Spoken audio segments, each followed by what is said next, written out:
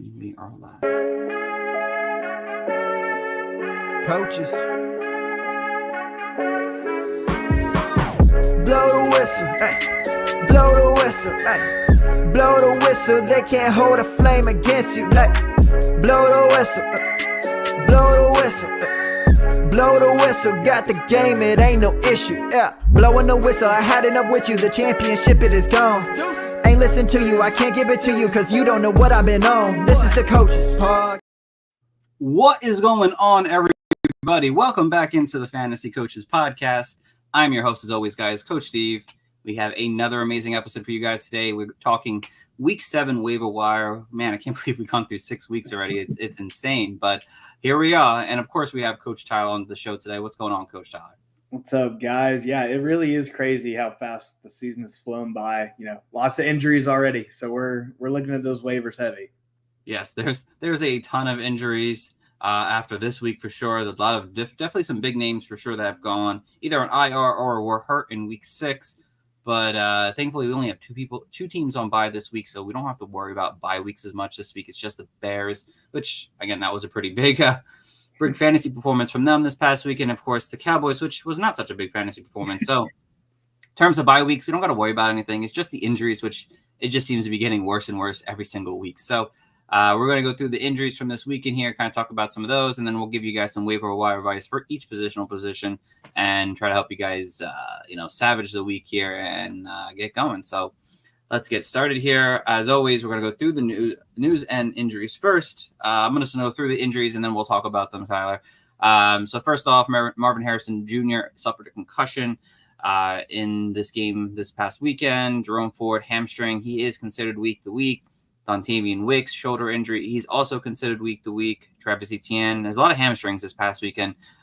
He's also considered week to week. Quentin Johnston. Chargers wide receiver, ankle injury. Hayden Hurst, Chargers tight end, groin.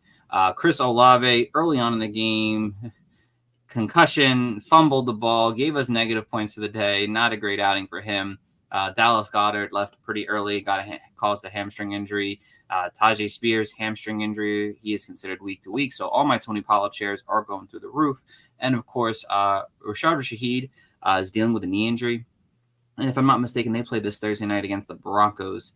So he's not practicing on a short week so far. So it is very concerning to worry about him this week as well. So, Coach Tyler, any of these injuries you want to talk off the bat?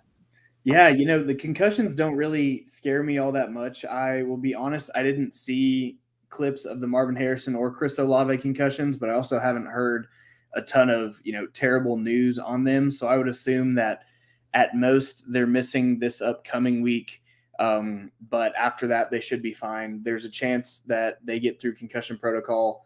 But I know Marvin Harrison's concussion was early in the second quarter, so there's a chance he breaks through protocol by the end of the week, but it's pretty standard 1 week unless it's a terrible concussion. And Travis Etienne is really the one that scares me out of this. The soft tissue, we've talked a lot about hamstring injuries and things of that sort. But the fact that he gets injured after putting up, a couple questionable weeks, and it's coming right off of the game where Tank Bigsby really saw his breakout, right? Everyone has been asking for more Tank Bigsby. I don't know why I can't say Tank Bigsby. Bigsby? More Tank Bigsby. And now he has his opportunity against, two running defenses that are going to be able to – he's going to be able to put up some numbers against, right? This upcoming week we've got New England, and then the week after – it's the Packers. And so that's actually my concern, Coach Tyler, actually. And not with that, but like that Jags backfield. I don't know if you realize that Dearness Johnson got a ton of work this week, which just made that backfield even shittier. Yeah.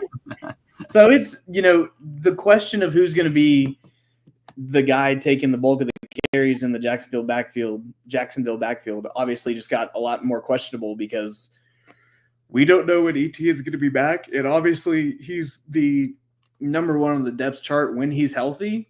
But hamstrings, especially for running backs, can be really lingering injuries. And, it was just a mess of a backfield in the first place. So, I really don't want to be a guy holding on to Travis Etienne at this moment. Yeah, no, definitely don't want to be a Travis Etienne owner right now. Again, you would assume that, not having Travis Etienne there is a better situation. Not having a split backfield, it actually probably got just as bad. Maybe it's decent. It's just predicting what the Jaguars plan on doing, either winning or losing games. It seems like, again, we'll talk more about Tank Bigsby. We probably won't because he's already rostered a lot, but Tank Bigsby wasn't really playing on those third down, passing down work, and that was all Dearness Johnson. So that can obviously cause concerns overall. And again, we'll talk about that game a little bit on Thursday when we go over the start and sits, because we will be doing our start and sits this week. We haven't done it the last 2 weeks, and I apologize, but we will be doing our start and sits this week. The concussions, yeah, like Coach Tyler said, it's just what it is. They're both probably likely going to miss this week. Chris Olave is definitely going to miss this past week here, which is a pretty big thing because he's playing on Thursday. I don't assume that he's going to pass concussion protocol that early in the week. Marvin Harrison obviously has a chance, but again, we've seen the concussions and they've been a 1 week thing at least. Malik Neighbors, I don't know what's going on with that, but at least 1 week situations there. It looks like a guy like Jerome Ford, that week to week thing. Jahzee Spears, that's going to help open some backfields up at least for Cleveland and the Titans. Dallas Goedert, his seemed kind of concerning as well, that he might miss a week or so. Dontavian Wicks is also something that you're going to expect him not to be playing, which again, that could be a good thing for that Packers receiving core because it's one less mouth to feed. Someone did say in the chat though, Jordan Mason. Yes, I kind of spaced on Jordan Mason. You're absolutely right. Jordan Mason had an AC sprain. Again, he was considered day to day as of this over the weekend. Hopefully that his injury isn't too concerning. But again, we do have some replacements for him because I do believe there's a potential of him missing this coming week here with that AC shoulder injury because, the team really needs Jordan Mason if Christian McCaffrey's not going to be around. So they may be hesitant with him. I know the big game this week against the Chiefs is coming up for the 49ers. So it is what it is. But yeah, a lot of injuries this week. But we're going to talk about a lot of players today that hopefully help you guys through this, injury-ridden season that we're dealing with. So, all right, Coach Tyler, let's get over to the quarterbacks. That's always fun to start with the quarterbacks. So again, this is kind of my list of top quarterbacks under that 40% ownership here, and then I'm going to let Coach Tyler talk about one quarterback that he really likes. So, at the top of my list here, you have Drake May. Rookie came out really good out of the gates. Plays Jacksonville this week. A terrible defense. They've been a mess. Just allowed Caleb Williams to go nuts on them in London. They're staying in London. Andy Dalton, solid quarterbacks since been taking over. He plays the Commanders. Their secondary's gotten better, but still bad. Justin Herbert, we saw Jordan Love just tear up that Cardinals secondary. Justin Herbert should be able to do something hopefully this coming week. Daniel Jones is fine, if you're really desperate. And again, I know they say Anthony Richardson's planning on starting this week against the Dolphins, but if not, Joe Flacco obviously is an option that, you can kind of plug and play for the week and give you 18 fantasy points, hopefully. So, Coach Tyler, of those top options there, who do you want to pick up the most? Yeah, obviously if Flacco's playing, I really like Flacco, but Dalton's still going to be my number one on here. We did see a terrible week for him in week 5 against that, good Chicago secondary. And then he came out and put up a, fairly all right week for Andy Dalton, right? We still see 38 pass attempts. This Carolina team is going to be playing from behind a lot, no matter who's under center. And so Andy Dalton's going to have the pass attempts. 221 and 2 touchdowns against a fairly decent Atlanta secondary. I'm not upset with that. Like you said, he goes into Washington, whose secondary has been improving, but they haven't been outstanding.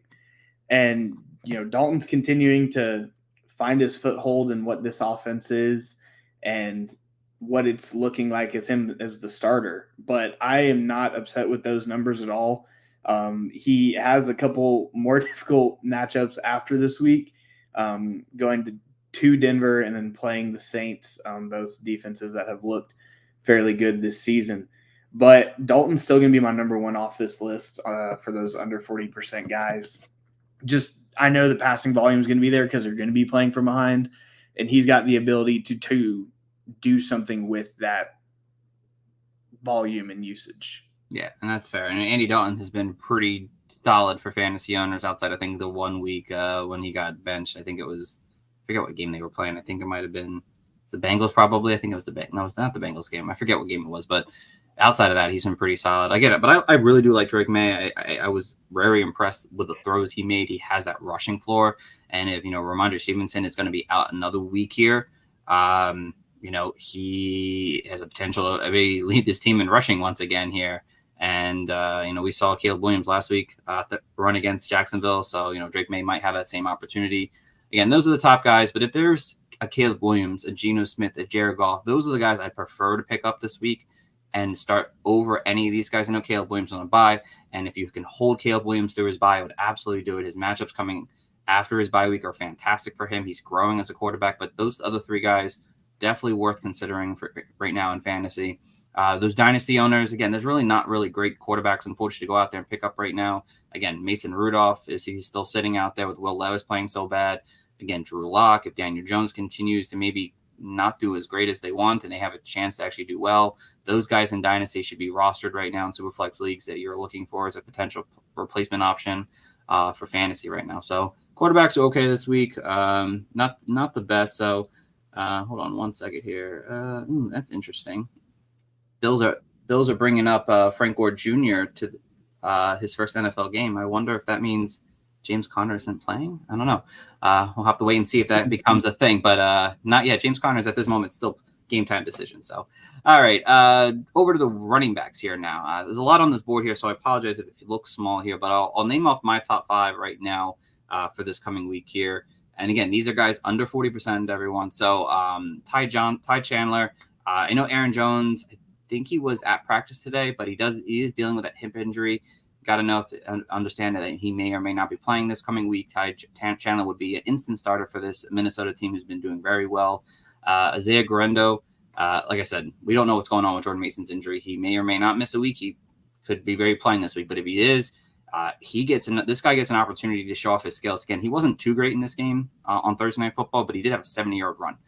And big playability like that in a good offense, you want that opportunity on the field there. You want to play him if you need that. Tyler Algier had a really big game this week here. And again, I don't know if it was because they were playing the Panthers or not, but he got a lot of work in this game, which is concerning for Bijan, which is great for Tyler Algier. Obviously, the biggest fantasy owner of the day was Sean Tucker. And if you had Sean Tucker, you probably weren't starting him anyway. But he deserves to be picked up. I don't really see him as a guy that you need to go after because I just think that we'll talk about him in a second, but and then Deontay Foreman's another guy. So Coach Tyler, I mean, talk about your favorite player. If it's Sean Tucker, we can talk about him first, but if not, talk about your top pickup. Yeah, I'm gonna go Tyler Algier. He's a guy that people just don't understand. It doesn't matter who's coaching for Atlanta, he's going to be involved in that backfield, and we saw a ton of it on Sunday, right? I mean, this is a guy that put up 1,000 yards in his rookie season. And then, he's been, kind of a thorn in the side of every Bijan owner because they just won't stop giving him the ball, right? And, people can talk about Bijan and if he has disappointed from an ADP standpoint, which I think he has, but Algier is just an effective runner. And we saw, obviously, they're playing a Carolina defense that isn't outstanding. But, 18 attempts, averaged over 5.5 yards a carry, got that touchdown. He's just getting the usage, right? He's having at least, 6-7 carries a game, and he's averaging somewhere around 5-ish yards a carry. So he's getting some yardage out of it. I don't think he's going to take over and be a running back one. But of the guys on this list, I like him just because he has constantly been a guy in this offense. And now we've seen, even with Arthur Smith out, that he's still going to be a guy in this offense, even if it's not to the tune of how much we saw his rookie season. But Isaac Guerrero is definitely up there. If Jordan Mason misses, I just saw they reported like 10 minutes ago that Jordan Mason was in a non-contact jersey at practice this morning. So there's a chance that Guerrero gets out there. Everyone wants to talk about Brock Purdy being a system quarterback. Any running back that you throw back there is going to be a system running back, right? We've seen it happen with Christian McCaffrey, who's one of the best talents in the league. Seen it happen with Jordan Mason, and we saw if they open up a hole that Guerrero's got that home run speed to make a big play happen. And in a competitive game against the Chiefs, they're going to need to work out of the backfield as much as they can. So Algier and Grindo are the top two. Grindo definitely pushes Algier a little bit if Mason is missing. But I feel like Grindo is also going to be the more available player on your waiver wire to get. Yeah, more than likely. I think Algier is like a 30% own, where Garindo is like a 5% own right now. So you're going to be able to, there will be way more opportunities to get Garindo right now and whatnot. So, I mean, Algier probably has more season-long, opportunity for his game, obviously, because obviously we've seen games where, like, he's being involved, like Garindo isn't really too involved when Jordan Mason is healthy on the field. So, again, the Sean Tucker thing is what I really want to talk about here, because obviously, well over 100 yards, 50 yards receiving, 2 touchdowns on the day here. What do you make of that? And are you concerned about this Bucs backfield now moving forward? I'm not necessarily concerned about it. I really feel like the Bucs are just trying to figure out what works for them.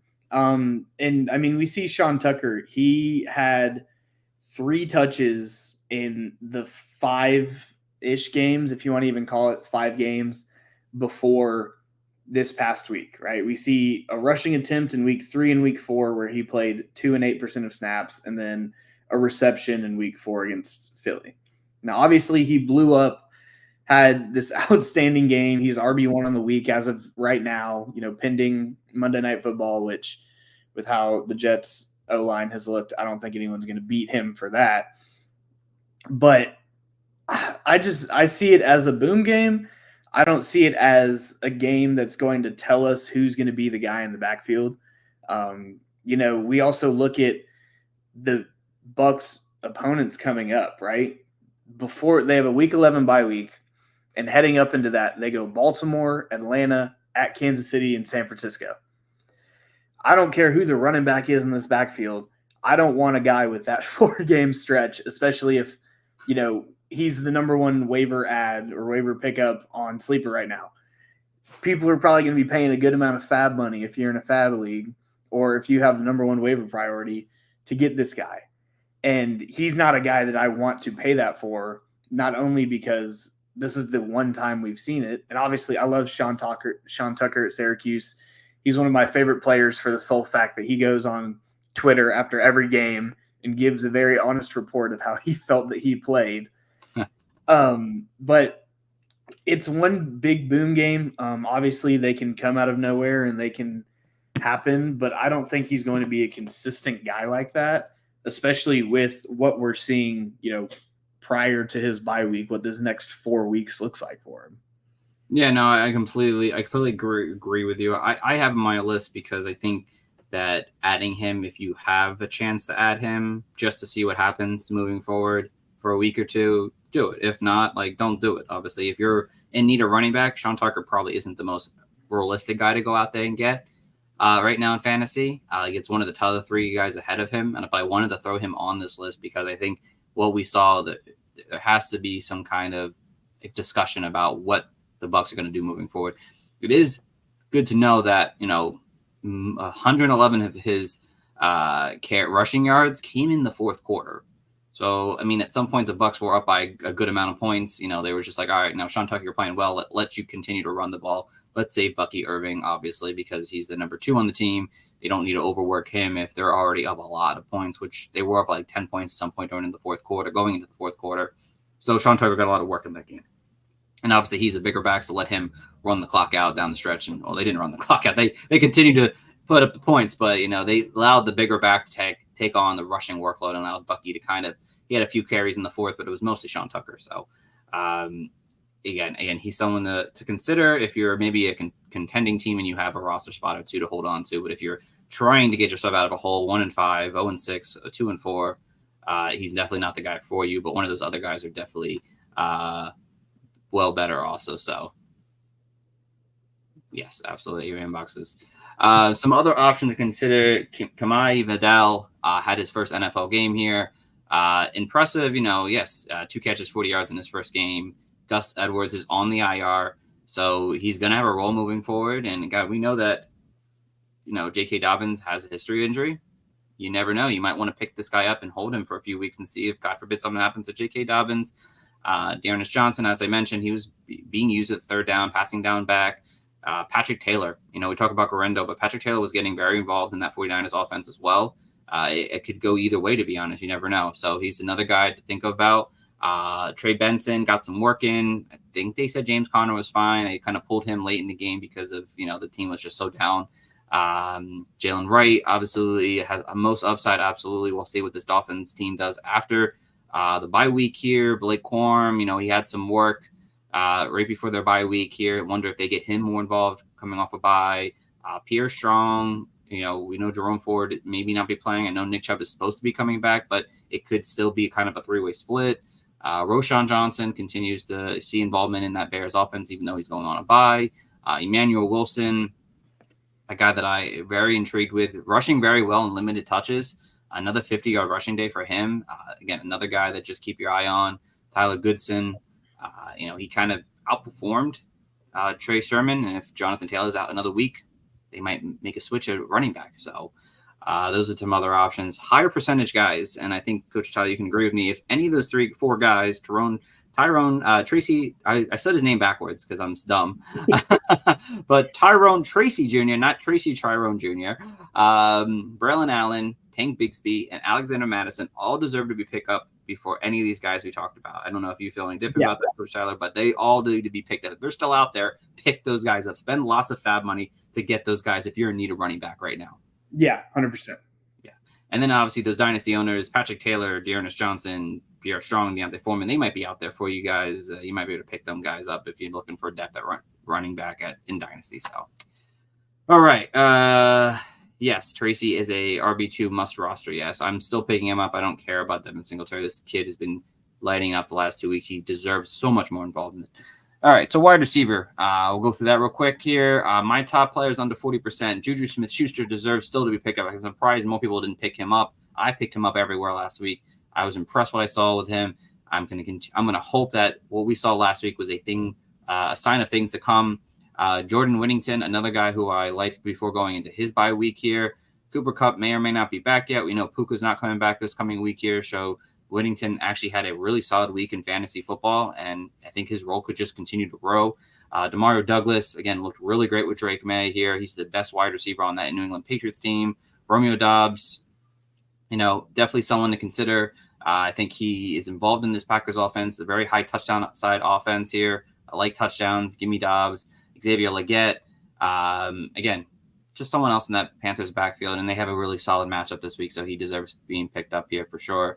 Before Coach Tyler goes, actually no, we're gonna finish the wide receivers, and then we're gonna answer some questions in the chat. So, Coach Tyler, who is your number one wide receiver to pick up this week?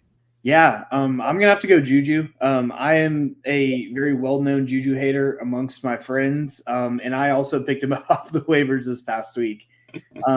Just the fact that I don't want to say walked into the Rashee Rice role, but he did. He had to have. Yeah, someone's got to take over pass catching there, and it obviously hasn't been Xavier worthy. And so Juju, the role that Rashee Rice was playing was really the role where Juju thrived earlier in his career, and he doesn't have a ton of target competition, right? We're seeing Kelsey finally he's not even vintage Kelsey, but he's still kind of coming back into the forefront of Mahomes' mind. But someone's got to catch these balls for Mahomes.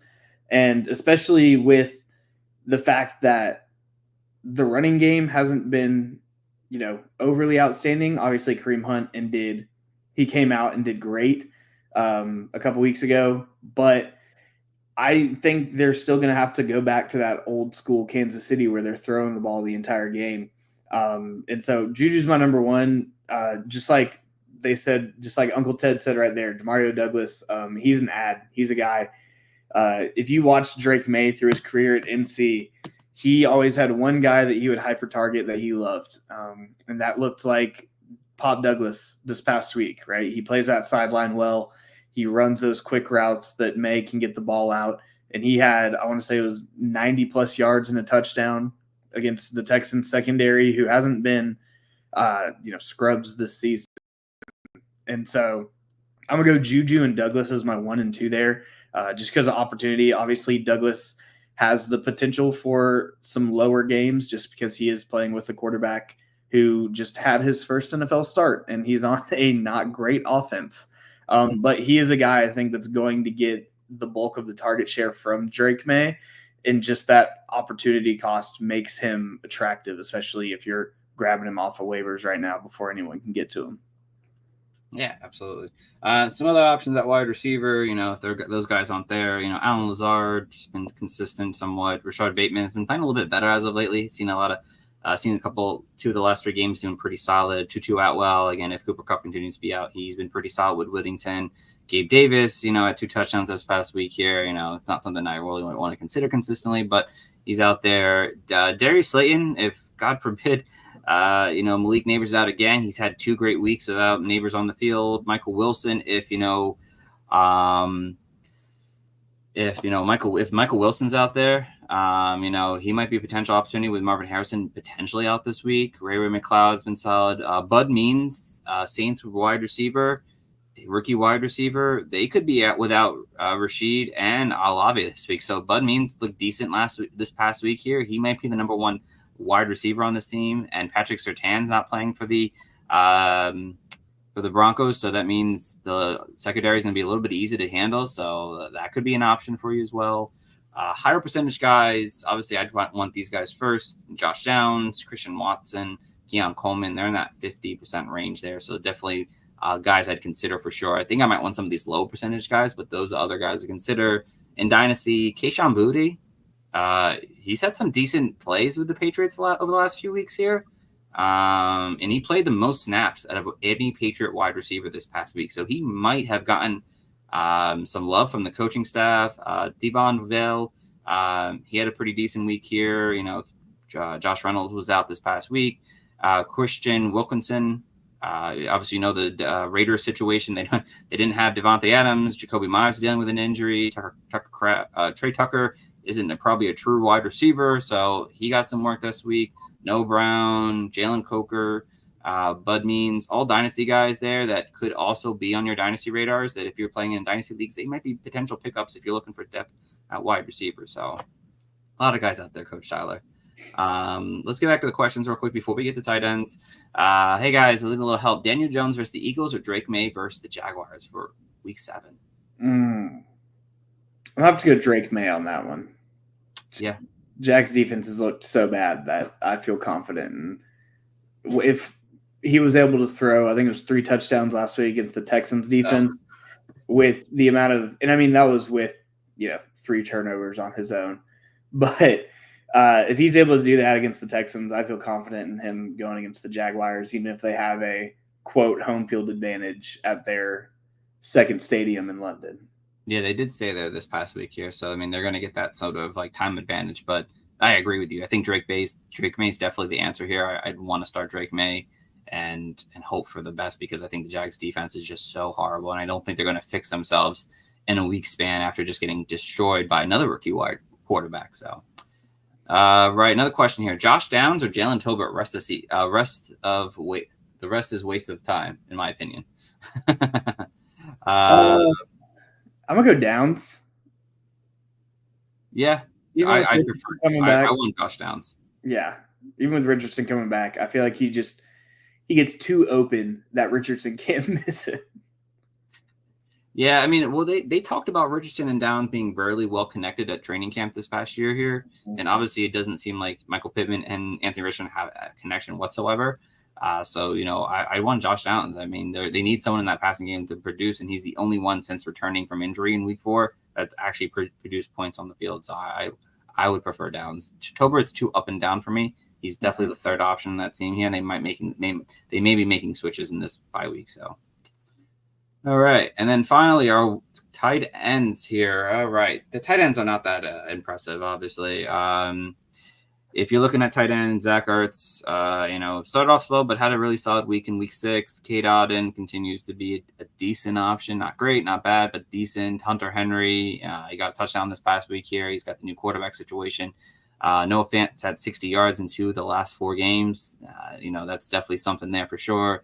Grand Calacatera, he filled in for Dallas Goedert. If he's out, Definitely worth the ad there. Could be worth the ad. That's what I'm saying. Not definitely the ad, but worth the ad. Hold on. Let's see. Cole Kmet, easy ad. Absolutely. I didn't have Cole Kmet because he's like over 70% owned. Figured if he's out there, wow, you have to be pretty lucky to get him out there right now. But he should definitely be a most-owned tight end right now moving forward. But Coach Tyler, who's your tight end pickup this week? Yeah, I'm gonna have to go Otten. He hasn't been outstandingly consistent in his receptions, but at least 4 targets in the last 4 weeks. Seeing 8, 9, 4, and 6. This is a pass happy team, even if the running game is starting to maybe figure something out with kind of how we talked about Sean Tucker, and then we had the couple weeks of Bucky Irving and Rashad White. We'll see if he's even a thing anymore.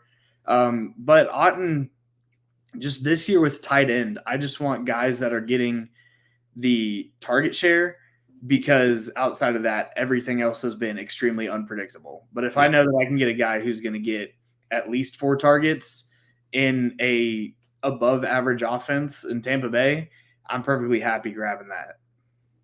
Yes. I have been doing the Dynasty Nerds tight end article every week, and it's been a mess. That's for sure, to figure out which tight ends are going to dominate. And it's been very struggling to figure out, because no one either goes off, or the guys who I choose not to talk about because they should go off. And it's like, okay, I'll just not figure this out at all. Yeah, Mo Alley Cox is definitely an interesting guy. He's got he's got like 40 yards in 2 of the last 3 games, if I'm not mistaken. Something like that. The Saints tight ends, if you're really looking for a tight end this week here, the Saints tight ends are definitely a matchup that I would really highly consider. Denver has not been great with tight ends so far this year, and Spencer Rattler focused in on their tight ends after having basically no wide receivers to deal with this coming week here. And I'm talking about Foster Moreau and Jawan Johnson. Both guys are interesting, probably in deeper 14, 16-man leagues, but definitely could be a decent tight end play for you this week. Theo Johnson playing a high percentage of snaps, a rookie tight end. Not too bad so far. Again, he's had some decent outings, not great, but for tight ends, it's great. Jontavian Sanders, no Tommy Trendle. He kind of got like the starting job basically, and he looked good this past week here. Another matchup where the Panthers are going to have to throw the ball a little bit, so Sanders could be an option as well. So there's some guys out there. Again, if David Njoku's out there, I don't know if anyone wants a Brown right now, but he's out there. Hopefully they figure that offense out at some point. And Grand Calatatera and Foster Moreau too. If in Dynasty, if you're looking for Dynasty tight ends, those 2 guys could be potentially worth picking up for you this week. So anything else you want to mention, Coach Tyler, on the waivers? Good. No, make sure you go check and see if someone's stupid enough to drop Mark Andrews, because he looks like he's finally. I've seen him out there. I've seen him out there for sure. If Mark Andrews is out there, I mean, again, I'm not taking this game with a grain of salt, but like, it's like, you got to pick him back up now. And, he's obviously seeing some production now. It's not amazing, but 50 yards and a touchdown, that's really good for tight ends, unfortunately. So yeah.